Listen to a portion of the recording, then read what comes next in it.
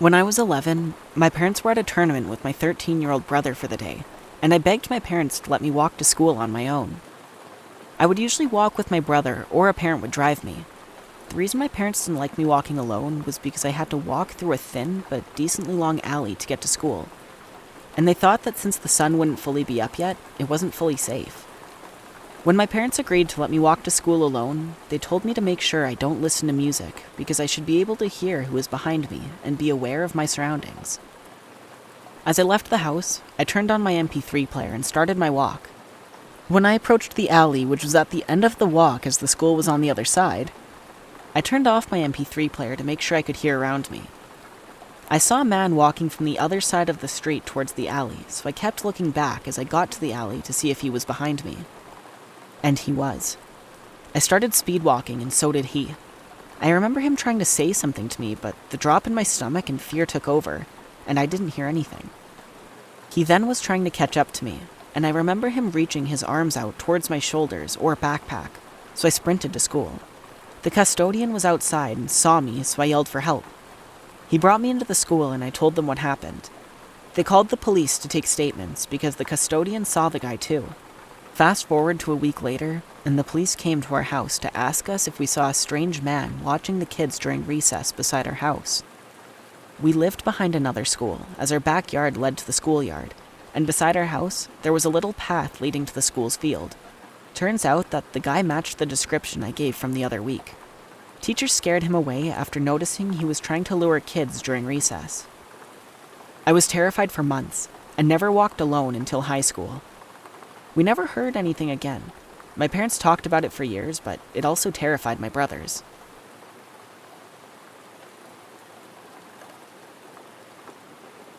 I'd been living in a murder house for around 4 months with no issues, apart from me and my best friend Joe constantly pranking each other. Me and Joe were still working as station supervisors on the London Underground. We were great friends. We both 100% mutually friend-zoned each other from the start, and we both share love of pranks. Sure, they got a little out of hand sometimes, but it kept us both on our toes.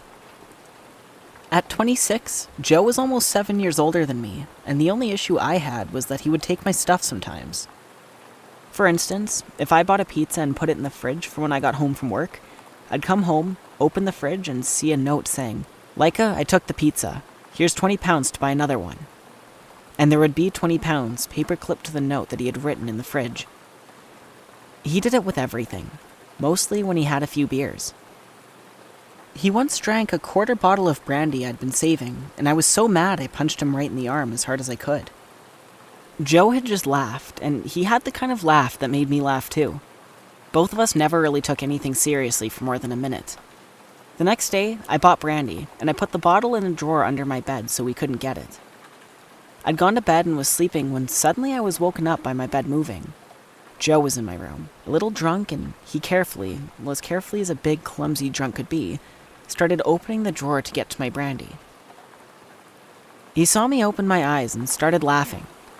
"Shh, just sleep," he mumbled. "I'm just here for the brandy." Somehow, I managed to restrain myself from breaking the bottle over his drunk head.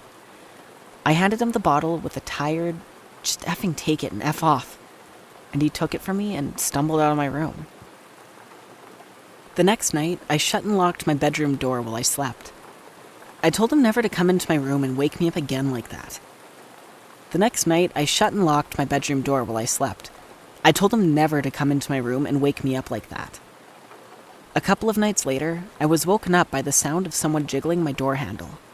Screw Joe, I thought. The door was locked, so we couldn't get in.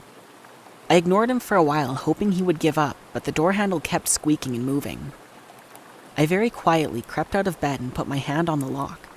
I was planning on carefully unsticking it. Then, wrenching the door open and throwing myself at unsuspecting Joe, screaming like a banshee. It would be so funny.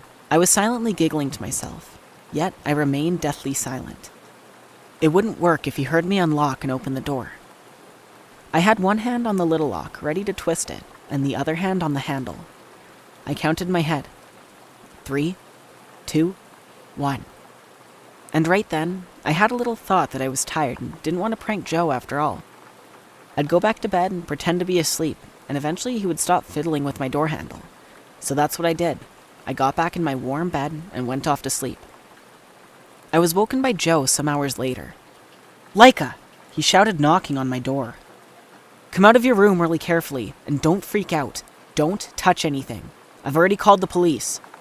He sounded different to how he usually sounds. I carefully unlocked my door and slowly opened it. I looked outside of my room and noticed that every knife we had in the house was on the floor, outside of my room, arranged in a small semicircle, facing my door. We both liked to cook and had 2 sets of deadly sharp chef knives and a set of steak knives. So yeah, we had a lot of knives.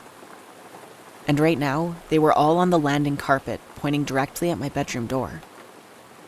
I asked Joe if he heard anything, and if it was him trying to get into my room around 1 a.m. He looked at me wide-eyed and told me that he hadn't even been home all night. His shift had finished at 11 p.m. and the night foreman hadn't shown up for his shift, so Joe volunteered to stay and work a double shift. He'd finished around 6 a.m. and arrived home to find a downstairs window had been forced open and a lot of things moved around. The police arrived and weren't really bothered because no one was hurt and nothing had been taken. But tons of things around the house were moved around, and the way they were moved was in like weird shapes and patterns. I shudder when I think of what could have or would have happened if I would to have wrenched the door open thinking it was Joe.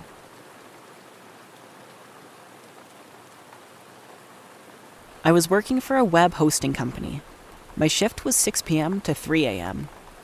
I lived in a rural part of Oklahoma, about 20 miles east of Oklahoma City. Most of the houses are farms, and they are separated usually by acres, if not miles, of farmland between houses. One night in September, I was driving home exhausted because I just worked overtime, and it was 3:30 in the morning. I turned down a road that I didn't normally take because I figured why not? It's the country. So as I get further away from the city, the darker and more wooded the road gets. I paid no attention as I was tired. I have my headlights on high, and I turned down a road headed toward my house. After a while, I feel like I've been driving for a really long time down this road with no intersection. But I kept going anyway.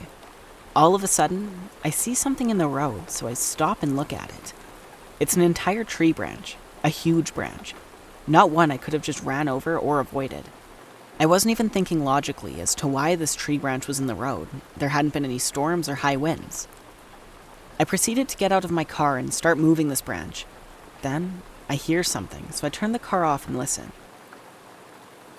It's someone whistling in the woods, on land that has no house for miles. I start to get in my car quietly, and the whistling stops. I hear footsteps stomping and getting louder. I turned the car on and threw it in reverse and slammed the gas down until I got back onto the main road. I still haven't been back down that road since. Thank you for making it this far into the video. If you could please leave a like and subscribe if you haven't already, it would be greatly appreciated as I'm a newer channel.